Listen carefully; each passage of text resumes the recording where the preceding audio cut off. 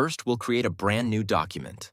Set the size to 29.7 centimeters by 42 centimeters, which is the perfect standard poster size. Now head over to the adjustment layer option and select solid color. From here, choose black as your background. It's the best base for making bright gradients pop.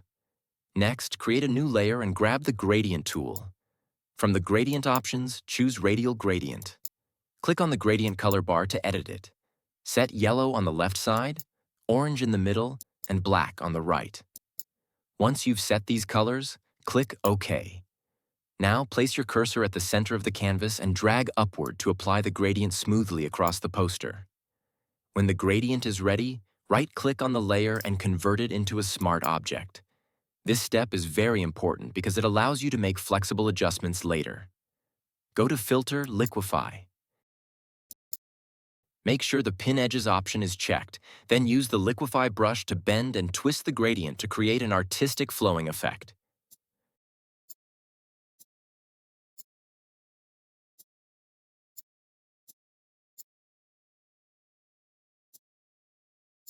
When you're satisfied, press OK. Now let's add a bit of texture.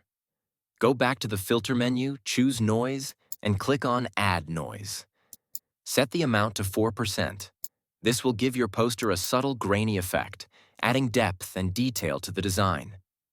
Finally, it's time to add text. Download the text provided in the link from the description and place your text creatively over the gradient background.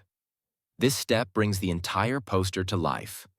If you found this tutorial helpful, don't forget to like, comment, and subscribe to my channel for more Photoshop tricks and design tutorials.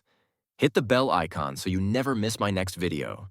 Thanks for watching, and I'll see you in the next one.